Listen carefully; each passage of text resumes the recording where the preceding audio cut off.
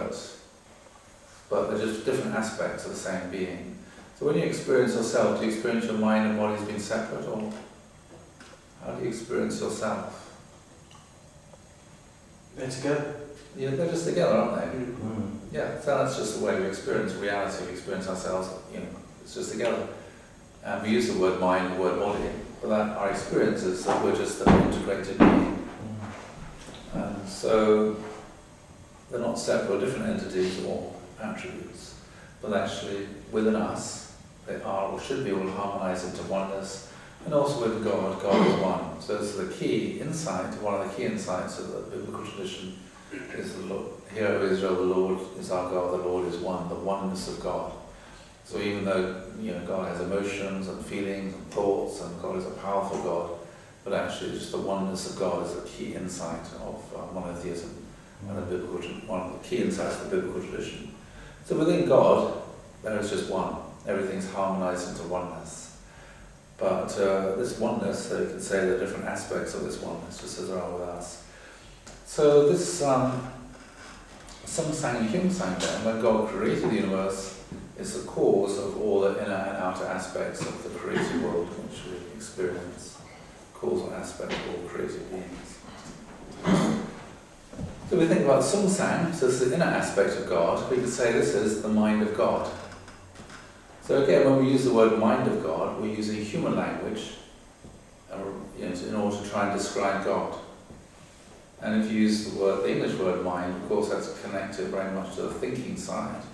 Whereas if you use the word mind in different languages, it has different nuances, different connotations. But anyway, talk about the mind of God. So this is the cause of the inner functional aspect of all created beings.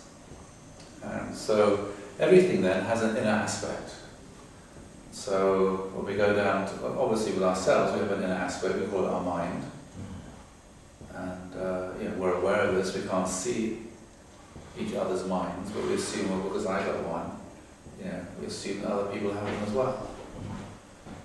Is that a good assumption? Yeah. Yes.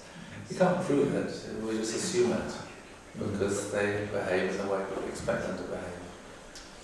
So this is the cause of the inner aspect. So, and then when you look at animals, do animals have a mind, an inner aspect, dimension?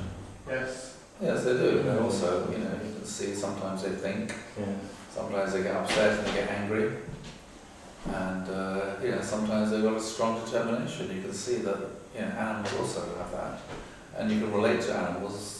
They relate to emotion. What do cats like? They like to be stroked and they like to be loved, and then they respond and they start purring. So all animals then have this inner aspect as well. But not only animals, but also plants also have an inner aspect, which also responds to the way it's taken care of. And sometimes people talk to their plants, and there are people who sort of measure these things and say it's possible, to measure the effect that people's words and music and different things have upon plant growth and plant health. I read a book, I have the book, I haven't read it, but plants like classical music, but they don't like rock. Yep. It's a book written from the late 70s. There's a film. The Secret Mind of Plants. Secret Mind of Plants. Yes, I remember that. Watkins or something. I remember. Yes, I remember. I read it also a long time ago. Oh. Yeah, Secret Life of Plants, I think it was. That's right. That's right, Secret Life of Plants. Yes, plants are the opposite to teenagers. Mm-hmm. So if you want to drive teenagers out of shopping centres, what do they play? Classical music. Classical music. And it works apparently. And so, but not only that, but also all minerals also have an inherent directive nature, which leads them, the sort of character, you could say, of that everything has really this inner aspect.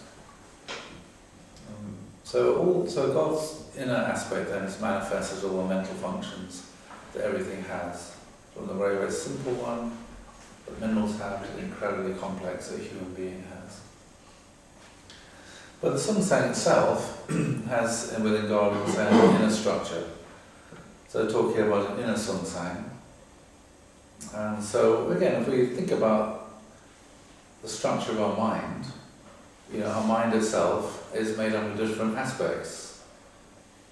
I mean, we experience our mind as one, but one can categorize it in different ways. You can say part of our mind is our thinking function, intellect, and with our intellect, we do different things with the function of cognition.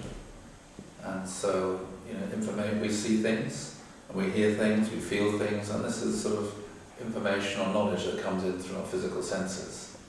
And we think about these things, we recognize things. And also perception, and so seeing things, and then with our intellect, we are able to join the dots. We can understand things, make sense of things. We can see and patterns. Sometimes we impose the patterns, sometimes we see the patterns, or can identify patterns. And also we can reason. We can think about things, we can turn things over in our mind. We can think logically about things. And so this is the aspects of intellect, which is that part of our mind. In the case of music, William, Yeah. is it not true that sound, like light, just has an infinite analog spectrum, but we decided on 7 major notes and 5 half steps? That's something we imposed upon that perfectly evenly spread analog sound, isn't it? So, yeah, so I didn't know. music doesn't actually change in like those steps that we see. It's just a completely smooth analog change as the pitch rises. But different societies have different scales. That's so we can play music, you're right. Yeah, medieval society, we decided it's more comfortable to us when we go in this step and then a half to half step. So if you look at the piano keyboard, you can see those steps. Yeah. And so that's something that we imposed upon it because it resonated with something that we feel is about right. And it just turned out to be really useful for making music. And so, in a sense, that's not something we discovered, it's something we imposed the pattern on it. Is it? Yeah. Okay. You obviously know more about music than I do. Yeah, so I'm just interested that we sometimes impose a pattern on it. Would it be okay? I'm just curious. Would it be possible then to have a piano with twice as many keys, with all the bits in between? Yes. Yeah, Indian music had like 4 times as many, Okay. but that somehow it created less flexibility or less freedom. And so medieval society, they experimented with different ones, All right. and they eventually arrived at the ideal one, and that's why every other culture abandoned their system. And So why did the medievals think this was ideal then? they started out with medieval monks, they were doing harmonious chanting and things, Right. and then they just sensed, because they made adjustments, they just arrived at that. Right. So the way it works is you get like, they call it a whole note, which is like a certain distance of step in the spectrum, and the black key is like half a step. But then after 2 half steps, they don't want another half step, so they just do a whole step and then 3 half steps. So you get 12 notes in an octave, but it's just, they call it 7 notes and 5 half notes. So you're saying these are completely arbitrary? Yeah, it's just, So you could shift it slightly to one side and it wouldn't just be out of tune? well, it would be out of tune because it wouldn't be out of Actually, tune. they had 12 half. Yeah, with individual notes, any note is just a note, but if you play 2 notes together, Right. it's those differences make them harmonize more often. Okay. All right. So it's just the way it sounds to us. Mm. So yeah, it's something that completely we just imposed upon it. Okay. It just so it turns out to give a lot of freedom. So, And so you're saying in different cultures then they have different... well, the Indian culture they had like 4 times as many divisions, Okay. and but they didn't give the structure and freedom that they wanted. So when was it Schoenberg who came up with a... Dissonant. Well, he came up with, instead of 7, 10 or something, wasn't it? Yeah, but the fact that wasn't adopted. Well, I know. So if it's just arbitrary, why isn't it that even after 100 years, people just, normal people like me, just don't like it? It's not arbitrary. It's actually they measured it against how people feel when they hear this, Okay. and that dictated what it was. And then composers found that they could just use that for structuring symphonies and everything more freely. Okay, so in that sense, you say it's not arbitrary, it's based upon the response, the physiological response. Yeah, it's subjective, Okay. from the way our psychology responds to those harmonies and things. So we projected based on that model. So why does our physiology react in that way then? Why does what? Why do physiologically, Oh, obviously not just psychologically, it's physiologically, why does the body like this as opposed to that? that's a good question. I mean, if it's that, then surely it's not arbitrary. It's some sense in which it resonates with something within a human being, such that these are the things that were chosen. But isn't the idea that our spiritual mind, our physical one, is all based on the original template? So they're both really based on the same original template. So in a way, they both correspond to each other as well. Just like a seagull and an eagle are both based on the original model of what is required in order to fly. They are different, but they have a lot of common things in them. Well, you're assuming there is an original model. Yeah. Otherwise, it's just complete coincidence, which is. Otherwise, it's just complete coincidence. That you would get a physiological response and an emotional response. No, it wouldn't be complete coincidence. It could be just the way it is. I mean, in terms of birds, you know, they just they evolve. Yeah. There's no original model in that sense.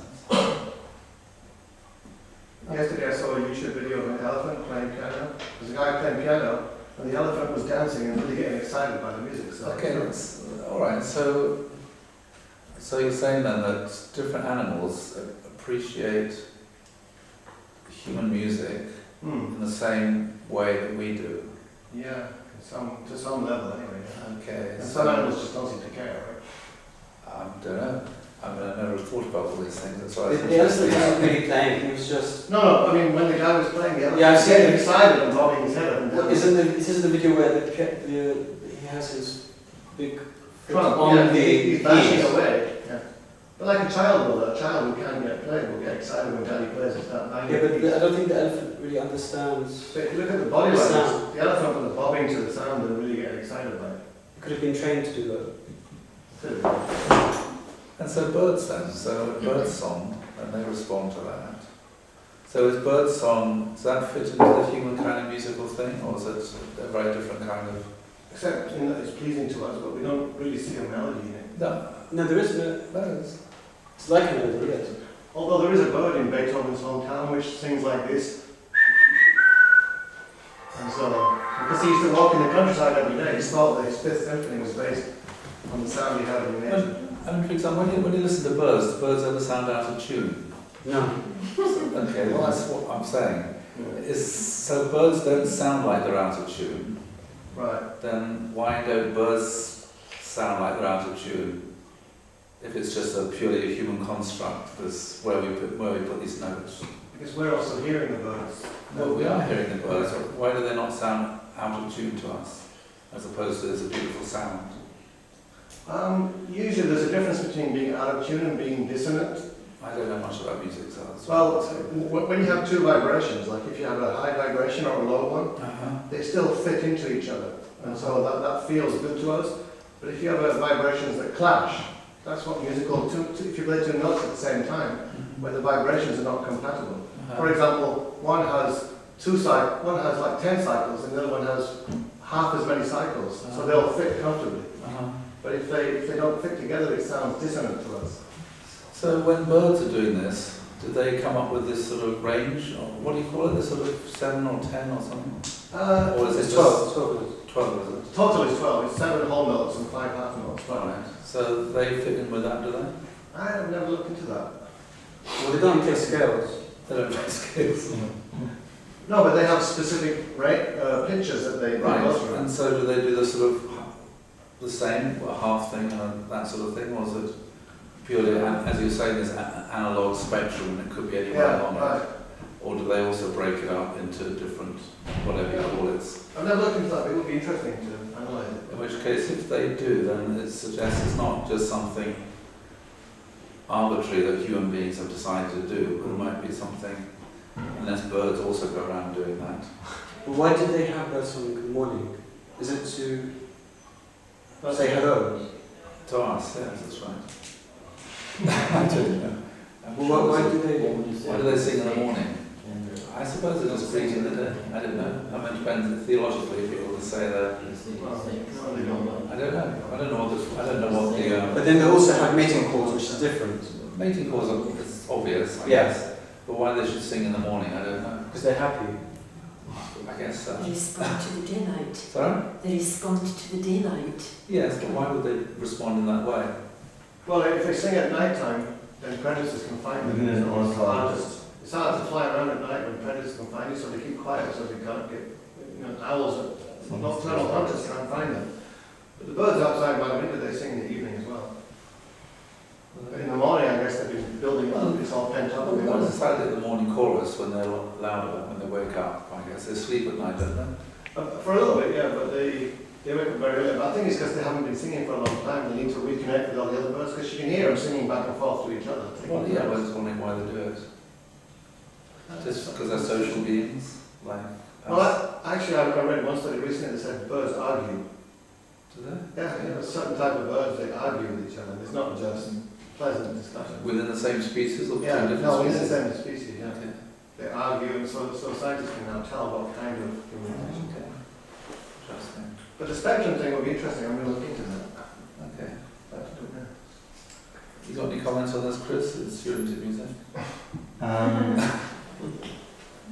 Well, I saw a very interesting video online about how we hear music and, the first and the fifth, and how it's all about which notes harmonize with each other, and that's very mathematical, and that correlates to the tiny hairs in our cochlear, which is in the inner ear, and how those vibrations are received, and then for each note, there's also it harmonizes at different levels, so a C on a cello will sound different from a C on a piano because there's slight variation. So you can tell the difference between two different instruments even though they're playing the same note. It's very interesting at explaining how it's mathematical, but also a lot to do with how our ear receives vibrations. So maybe our ears evolved that way with music, or maybe, I imagine that would be the way it was. So if it's mathematical, it's not just purely arbitrary, or if it fits in with the hairs on the ear, then that must be, in some sense, what determines what kind of space you have between the notes, or I don't know the language for these things. It says here, birds don't sing in a key. Keys are human cultural constructions with some basis in physics, but primarily just artful constructions of a sentimental mind. In fact, it says birdsong only sounds pleasant because you've learned to associate the sound of birdsong with pleasant things. What's that? Wow. Okay. So a babbling brook might sound pleasant as well, Yeah. for example. Yeah. But some things don't sound pleasant, like warthogs. Okay, interesting. Where do we go over here? I guess it connects to what is beauty. Sorry? Well, it connects to beauty, yeah. I mean, again, is there such a thing as is beauty purely subjective? Is there something objective about? Well, we talked about this last time. Was there some kind of objective quality? I mean, obviously, mathematics, symmetry, that kind of harmony. When you look at something when the perspective isn't right in a picture, it just looks wrong, doesn't it? Sometimes I've got the perspectives right, it doesn't look beautiful, no symmetry. Anyway, where are we? So that's part of the inner structure of the song sang. The other part, I talk about is emotion, say the traditional Greek categories, emotion, intellect and will. This is to do with feeling. We like something, we love something, and so you may be thinking about something, or a particular person walks into the room, we recognize that person, and we may emotionally respond to that person. Either we're happy to see them, or we're sad, or angry to see them, or whatever it is. And so these sort of things, again, they connect together. You can't really separate them in that way. There are emotions, anger, love, hate, sadness. And also the aspect of will. So we might desire something. So if you desire something very strongly, then you're going to act in a way that you're going to be able to get it. Or also the idea of intentionality, the way in which we focus or direct our mind towards something and determine to get it. So this is, you can say, the inner structure of the Sungsang. But then there's also the other aspect of the inner structure of the Sungsang is the inner Hyungsang. So we've got the inner Sungsang, which is emotion, intellect and will, and the inner Hyungsang, ideas and images and concepts. So an idea, you might have an idea about something, and you'll turn that idea over in your mind, and you'll think about this idea, and you may have certain feelings about this idea. Yeah? So that's the outer aspect, that's the inner Hyungsang. And then concepts, well, these are sort of, when you generalize about something, you have specific dogs with different species, but then you've got dog, which is like a concept which includes all these different kind of dogginesses. And you also got laws within the inner Hyungsang, laws of thought, or logic. Can you give me an example of a law of logic, of thought? Are your thoughts governed by laws? Or can you think about? You mean like logical thing like human beings need food in order to have energy to live? So it's logical that a human being who doesn't have food will not be able to live. Yeah, but I was thinking more in terms of, is it possible to imagine, can you imagine a football in your mind? Yeah. Can you imagine a blue football in your mind? Yes. Can you imagine a red football in your mind? Yes. Okay, can you imagine a football which is blue and red all over at the same time? No. No, why not? Because you We can't, haven't seen it. be both at the same time. We haven't seen the specific blue and red football. We haven't seen one. Is it possible to? But it depends how, I mean, it could be swirly coloured, Looks purple. or it's purple, yeah. And we can imagine things that we've never seen, can't we? We can build up images or ideas of things in our mind, of things we've never actually seen. That's what the imagination is. And then we can then, go and draw them. So I can't imagine a square circle, for example. Right. So you can't imagine a square circle. You can imagine a circle and a square. You can't imagine a square circle. But it doesn't make sense. You can't, it's not logical. Well, that's the logical problem. But certainly in terms of a ball which is black, red and blue all over at the same time. You can imagine a red ball, blue ball, but not both. But then is the answer purple? No, because It's not the answer. No. I can imagine a purple ball being kicked into a goal net and resulting in 24 Euro MPs for UKIP. What? UKIP scored a goal, right? They got 24, their colour is purple. Can you give us an example of this It's not political, right? logical law? Let's keep it kosher. Logical laws? Well, something can't. Some laws, either it's this or it's that. Oh, You can't be. can't be both. Right. Some things can be, but some things can't be. Oh. So, either this or that. Okay. And then you get the sort of, But then in nature, you could have masculine and feminine as hermaphrodites. yes. So then maybe it's possible in other spheres to have two things that are contradictory but are together. Sometimes, you can imagine a male, you can imagine a female, but you can also imagine a fish or something which has both masculine and feminine organs. They actually exist. Or you can imagine things which reproduce asexually as well as things that reproduce sexually. These sort of things, they do exist in the world, we can also imagine them. But lots of things that don't exist in the world, we can imagine, like a unicorn. Or, all these things, television, science fiction kind of things. These are all things that we can imagine, but they don't actually exist in the real world. But there are certain things which we can't imagine, such as,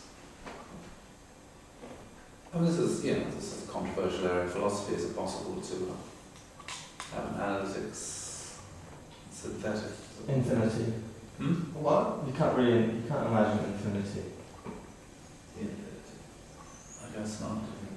Infinite what? Just Well, the concept. That's you can- something Yeah, it that's just doesn't. infinite. Yeah, it's not a problem. William Lane Craig says Not a problem. If the universe is infinite, if it's forever expanding, then that's not a problem to. no, but You Lane can Craig, accept it. Lane You can Craig accept says it, the problem but is to imagine it. no. Lane Craig says the problem is that you can conceptualize infinity, but it doesn't mean it actually exists. So, for example, infinite future is something we can conceptualize, but you can never have infinite future because there's always some more time ahead of wherever you are. So it's something that you can conceptualize but that will never exist. So you will never pass. Well, yeah, I mean, mathematicians somehow manage to deal with infinity as a mathematical concept. Right, but they're dealing in the world of theory, right? It's not an actual, it doesn't become a reality. There's no such thing as infinity in reality. It's just So maths is Well, it pure depends whether you think numbers are, reality. depends whether you think numbers are real or not. right. Yeah. So in philosophy, that's an unresolved debate, right? Yeah, so maybe they are, maybe they aren't. So supposedly numbers are real. A lot of mathematicians believe they are real. But infinity is not really a number, though, is it? Sorry? Infinity is not a number. It's the ultimate number. But no, it's not a number actually.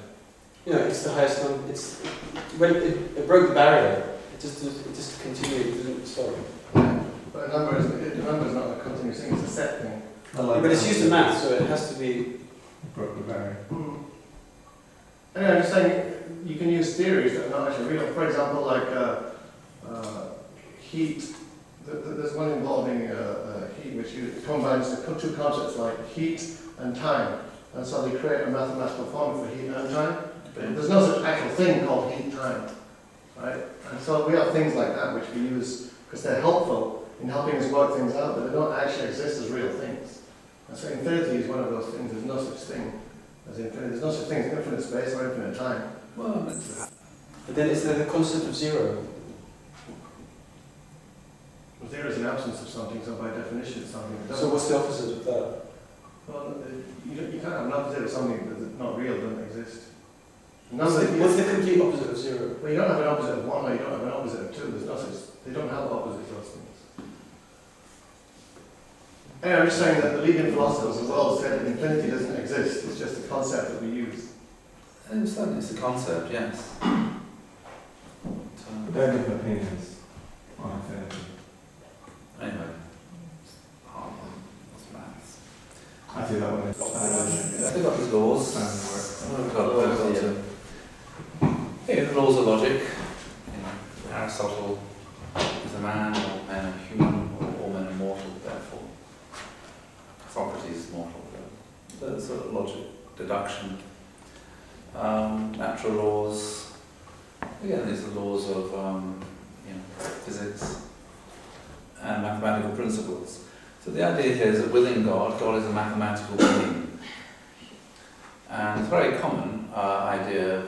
Pythagoras thought that, and also Descartes and Paul Dirac and a lot of people, mathematicians, their insight was that, their belief then was that God is a mathematical being.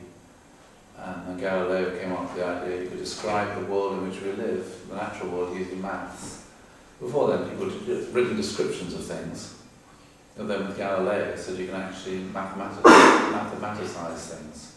You can actually describe all these things, speed, acceleration, all these things using maths. And so from then, physics and science generally use maths to make sense of the natural world. And of course, it's a real question, why is it possible, if maths is something which is a purely arbitrary system devised by human beings, based on the number of 10, or could be another base, why should the natural world conform to this? It's a bit like the sort of thing about music, is there an inherent structure, or is it purely arbitrary? In that sense, it says an analogue, you've got a whole spectrum which is continuous, and human beings have arbitrarily divided it up. Or is there an inherent structure within music? So it's the same with the natural world. It was a surprise to people that one could use math to describe the natural world. It was a big surprise. And people don't know why you can, but you can. So again, it's the same kind of problem. Why isn't the natural world just sort of like a sort of goo? Or why is it actually broken up into all these little bits? Does that make sense? Or am I just talking about No. They call that entropy. Is that entropy? Sorry? Is that something to do with entropy? Entropy is when. Not really. Entropy when things more shape things have. The less entropy. When you look at energy, for example, it's not just continuous. Yeah. So, for example, if you look at an atom, you've got electrons and these are standing waves, and you jump from one to another. It's not a continuous spectrum. is actually in the steps. You get one in a shell, and then another one going around it, and another one. And there's this quantum leap. The energy then comes in packets. It's not just a continuous spectrum. It always comes in these packets of quanta. In order for an electron to go from one shell to another, it has to make that leap. It can't sort of hang around in between the two. That makes sense? So I'm wondering if that's the way the natural world is. I'm just wondering if that will be this. That's why I was just wondering, with music, I just never heard the idea. It was just something purely arbitrary. I thought there was some kind of inner structure why musical notation was like it is. It's so that we can manipulate the sounds and we can label it, and that we can create compositions. That's why because we like to label things, we're humans. Yes, so the question is that structure innate, or is it just arbitrarily imposed? So in that sense, are we discovering the structure of something, or we're just imposing a structure upon something which is structureless? I think it's a bit of It's both. both. It's both. It's a bit of both. Okay, Jazz musicians improvise in the same way. right.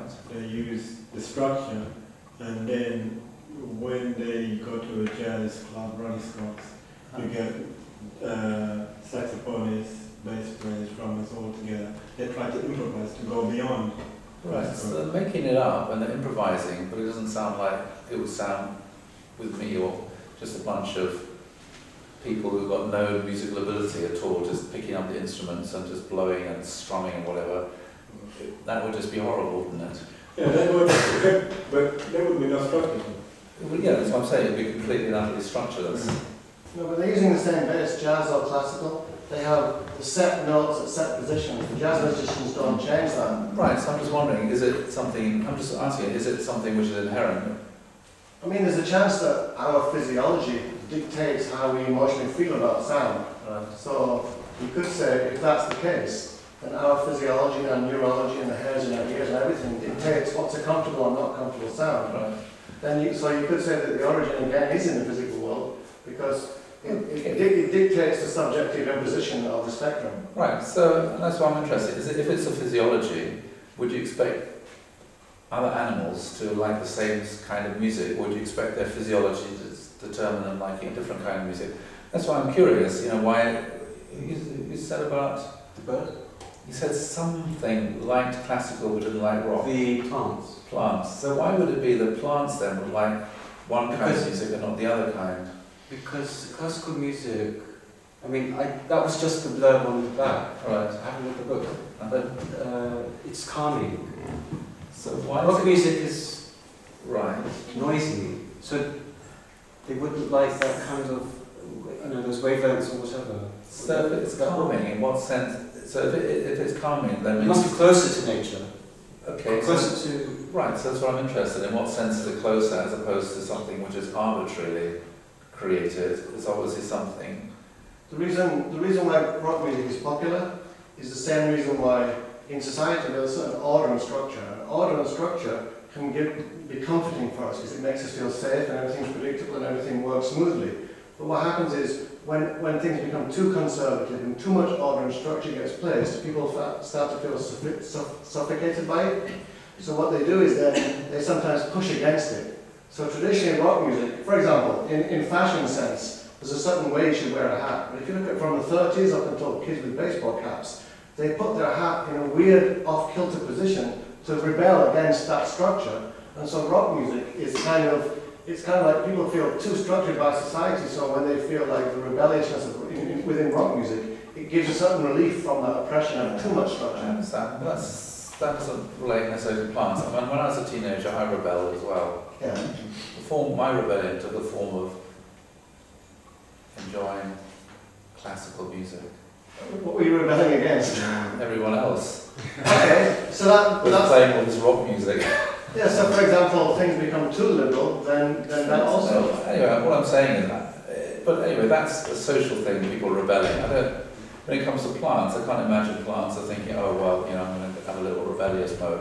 So when you're looking at plants, whether they like or they dislike a certain kind of music, it takes out that kind of subjectivity that human beings have.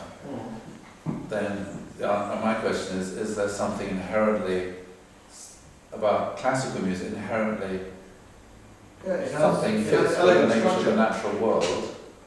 Yeah, maybe it's closer to I think the classical music is closer to the mind than Oh. most music. closer to the mind, Yeah. not closer to nature.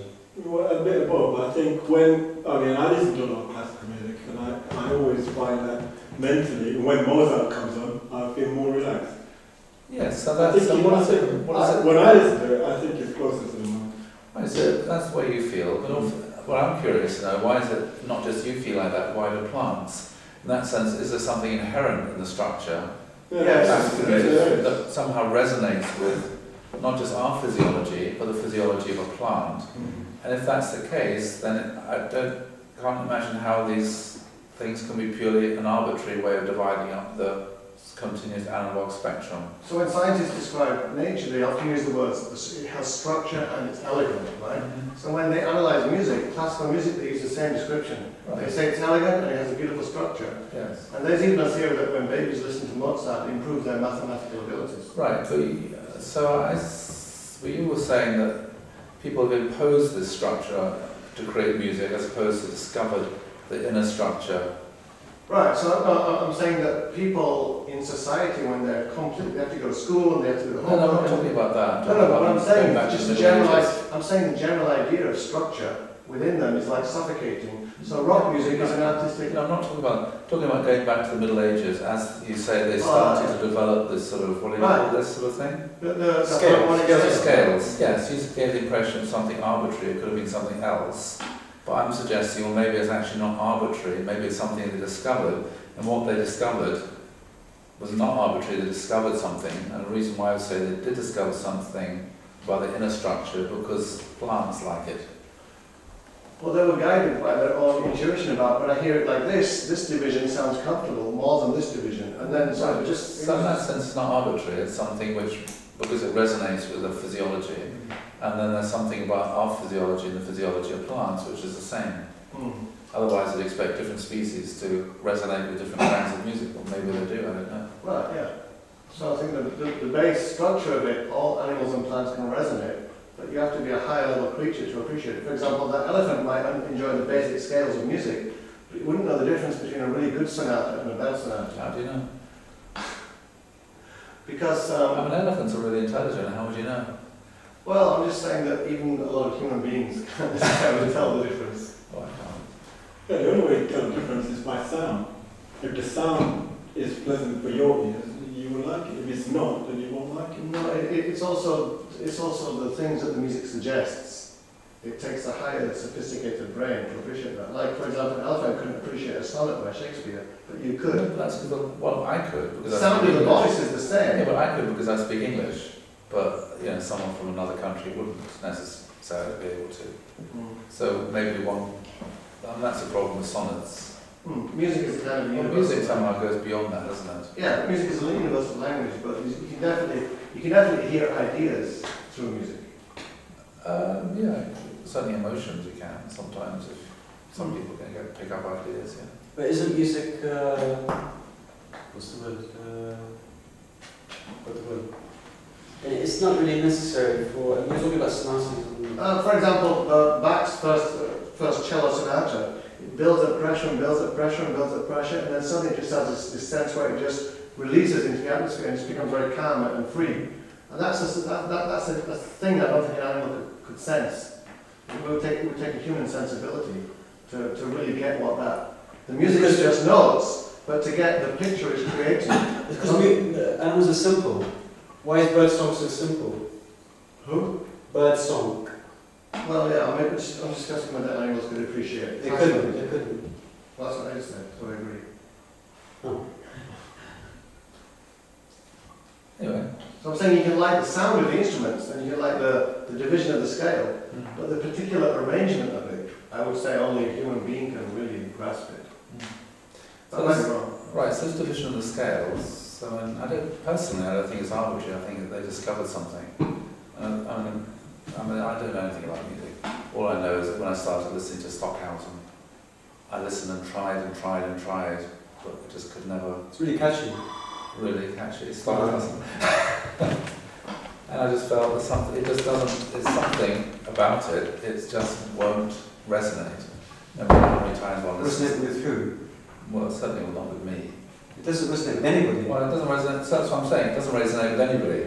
Yeah, but he was trying to break down music to Right. its simplest forms or to its wavelength forms. Right, so all I'm suggesting there is some kind of inner structure which does resonate, and you try to step outside that and arbitrarily create a different kind of stuff, and it's not going to, never will resonate. It's not just a question of whether our ears are tuned into it or not. I just don't think they can be tuned in. Right. There's also some modern operas who are breaking away from the classical operas and trying to be different. And so they're using dissonance and, you know, off chords and everything. But it's, yeah, just. Actually, dissonance, I don't mind dissonance. Okay, dissonance can be But used Stockhausen, in the right way. it's not music, it's just sound. It sounds, yeah. Without passion. That kind of music, William, that Chris was talking about, it's not a coincidence that when they show horror movies where somebody's going crazy and losing their mind and even stabbing somebody, they play that kind of music with all the dissonant sounds. Yeah. Because the mind associates that with conflict and clash, right? Right. Dissonance is, as Noel said, you can get your head around that because it's something which is dissonant from something. But Stockhausen, it's just completely different. Well, by dissonant, what they're really saying is it doesn't fit together. Have you heard Stockhausen? Yeah, but some, No, I'm talking about dissonant sound. Yeah. yeah, but have you heard any Miles Davis from the late 60s? Yeah. You don't like it? Do you like it? Well, early 70s. No, I don't like that. It's a bit much. I like slow jazz, but not the busy going crazy, constantly changing directions. I feel confused. Is that the Miles Davis you're talking about? You know, Dizzy Gillespie. I find it difficult to Davis listen and, to more of the more intense stuff. Like Witch's Brew. Oh, I don't know the names. Oh, Energetic jazz, let's say. So it's also about compatibility. So if you're feeling angry, then when you hear some angry, loud rock music, even if it's dissonant music, it's not dissonant with your current state of mind. So that actually you feel a certain unity with that, and that creates a sense of beauty. Right. But have you heard Stockhausen? No. I mean don't think anybody can ever get into a frame of mind where it ever resonates. Maybe that was his aim and he succeeded. Sorry? Maybe that was his aim and he succeeded. Yeah, but Stockhausen was a genius. But he was too crazy. He was completely off the planet. Yeah.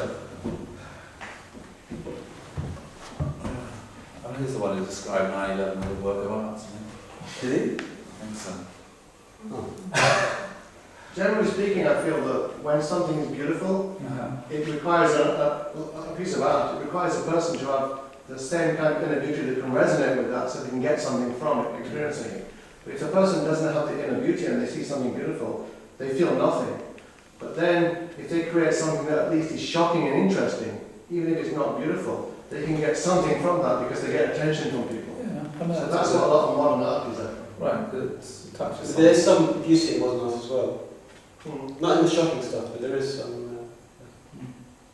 Maybe we can discuss this during tea time and we can look. Because everything is like, you know. Okay, that's the idea then. Yeah, Those different topics, I don't think. Yeah, because it's, you know, it would be nice to.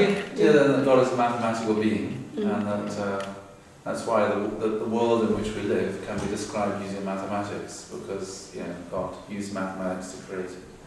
So this is then the structure of the Sungsang, the mind of God, you could say.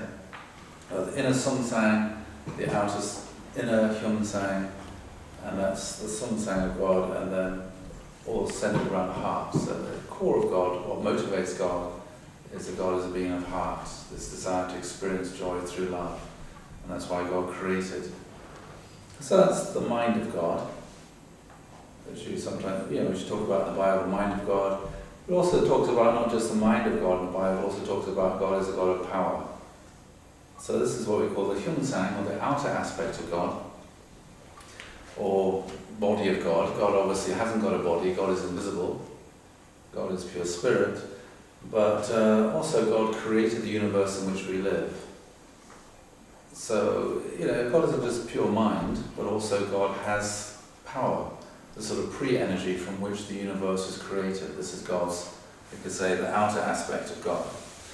So it means that God then has a potentiality to create, to create. Do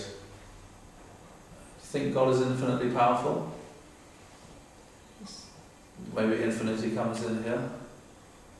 Oh, no, I don't. You don't think God is infinitely powerful, you think God's power is limited? Yeah. Okay, I why? think that's why he had to rest on the seventh day, because he exhausted himself. That's what Father said in the speech, like he completely invested everything. You can't invest everything if you've got infinite. And I think of God in the same way I think of a farming capacity. Farmers, they're efficient in that we have enough farms based on the need. So we don't have an infinite capacity of food and we just store it.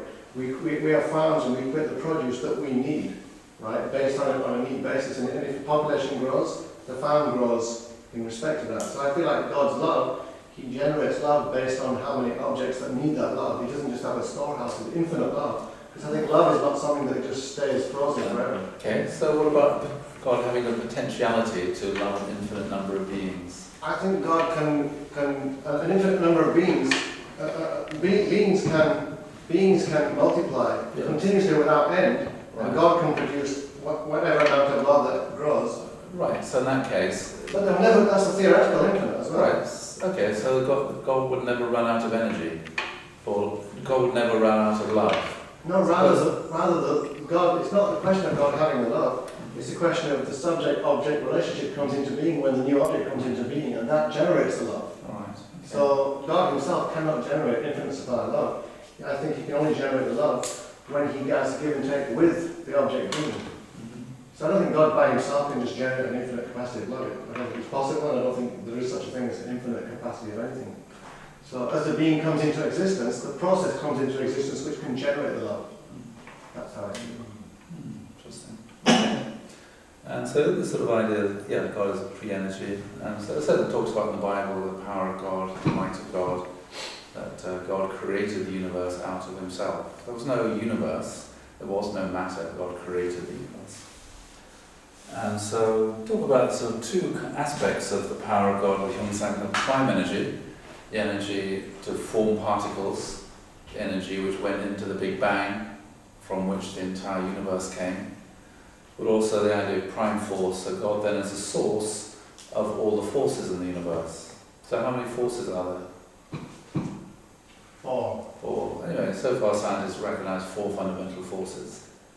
And so you could say that God's, at the moment they're trying to find a mathematical formula which can combine them both together as an expression of, a single force in that sense. And that single force, you could say, is God's force, or the prime force. So if they come up with that formula, we would change our phrasing and say, when somebody says how many forces are in the universe, people will say 1. Well, there is this idea of a superforce. I mean, that's one of the things that scientists are trying to...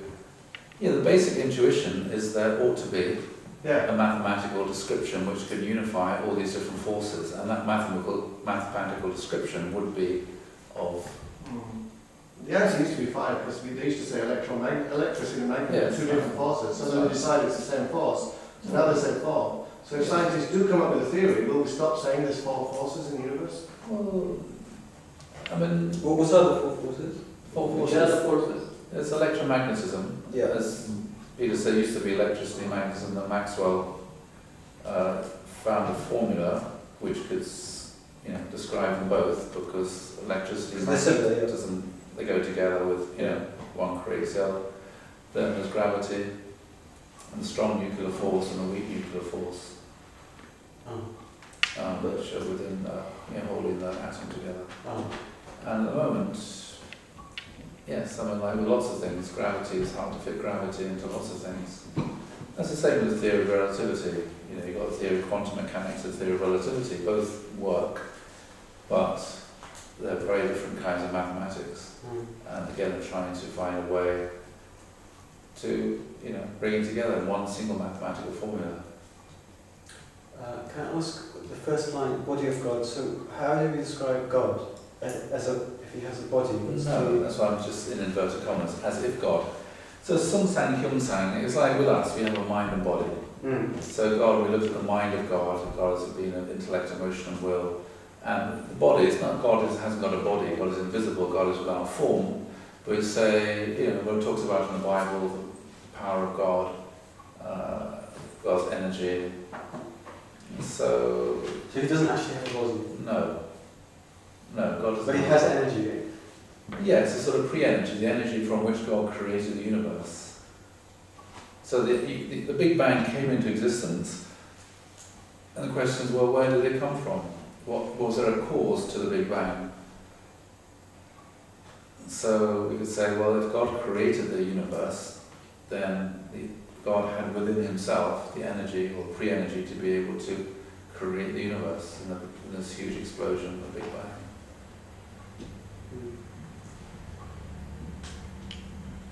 So we talk about God as a creator. So this idea that God created the universe, God created the world, God created human beings, not as in the Bible, but Couldn't God just be a concept, not a real? I mean, for men to explain how we got here, we just came up with the concept of God, but it's just another word for something. I don't know, but I mean, so who created Big Bang then? who created what? Big Bang. Who Well, started? it happened. Oh, not God. Well, no, I mean, it happened. The question is, how do you explain why it happened? I'm not a physicist. I don't know. Well, that's the mystery of physics. It's very hard to explain why it happened unless you postulate, well, where did all this energy come from? Maybe there is something being. You can call it God. You can call it anything you like. Stephen Hawking, for example, he doesn't believe in a personal God. He said that gravity caused the Big Bang. So his idea is that gravity is eternal. At some point he said the force of gravity caused the Big Bang. Well then, gravity in that sense is functioning like the word God. I see, yeah, that's what I meant. Yes. And so then if it's gravity that caused the Big Bang. So for Stephen Hawking, he said he rejects the idea of a personal God, that it's possible to have a personal relationship with God. He rejects that idea. Yes. So he says it's just impersonal force, gravity, which led to the Big Bang. Like in the Bible, it says, isn't it? Like in the beginning, the earth is white, and the Spirit of God was hovering over The waters. Yes. Yes. And then he spake, and there's light, and he throughout 6 days. Yeah. So. But is that literally the Spirit of God, or is that a metaphor? It depends what you believe, really. How do you read it? As I read it, it's like, I believe that there's a God that creates all these things. A personal God, or What do just you mean a by force? personal God? Is it possible to have a personal relationship with God? I think it is. I think what she means is that God's Spirit literally was hovering. That's what I think. That's when I read it. That's what I think it is. Because the earth was void of anything. There was nothing. There was nothing. And God's Spirit was hovering around. Right, so Noah's point is this, when you look at the biblical language, is this using metaphors or is it a literal description of the way things work? I think it's a bit of both. In some cases, Right. So in some cases it's metaphor. Right, so we think of the word water, and we're thinking of H2O. So before the planets and everything else came into existence, was there just water in the universe in that sense? Oh, no, I don't know. Or did it come from a Big Bang? So scientific. If I had to say, I would Water say came along. the way I understand water, as you would describe H2O, yeah. But apart from that, I couldn't tell you if it was actually water that was there, or if it was liquid, or if it was Right. plasma, or I don't know. Well, okay. Well, that's right. So the scientific view would be water came much later, the Big Bang, and then formation of stars and planets and everything. Eventually, oxygen was formed within stars, and eventually. Yeah, I believe that was a gradual process. So you wouldn't have. So in that sense, it would be metaphor, I guess. In terms of personal God, well, you know, as I said, Einstein and quite a few people believe that in a force, but not that you can have a personal relationship with this force. So the sort of insight that Abraham had, the experience that Abraham had in the biblical tradition, was the sort of shock that actually the God that created the universe takes a personal interest in each one of us. And when you read the Psalms and different parts of the Bible, it's this sort of incredible shock. You know, there was a God that created the universe, but that God is interested in us as individuals, and one can have a personal relationship with God through prayer. So it's not that God is an impersonal force, but God. So that's the Can idea. manifest himself sometimes. Sorry? Can manifest himself sometimes. Yes, so this is the idea of internal and external. You know, yes, there is a force, gravity, and these forces, but behind that, or the inner aspect of that, is love and heart. There's not just raw, naked force, but this force is expressed, has within it this sort of idea of love and heart. So by personal God, do we mean of intellect and emotion and free will, basically? Well, I mean, that's the way this unification thought divides it up.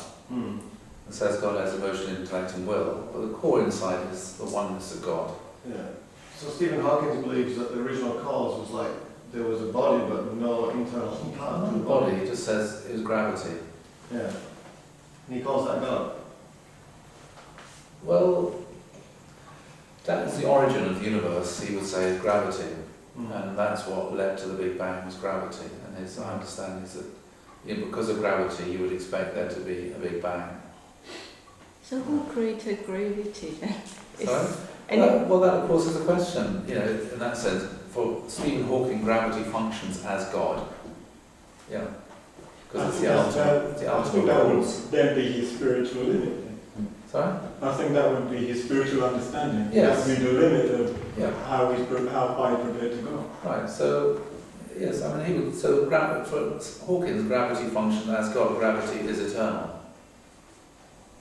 So it's just like the sort of Hyung-sang, the outer aspect, but nothing on the inside. No heart, no love, no emotion, no intellect.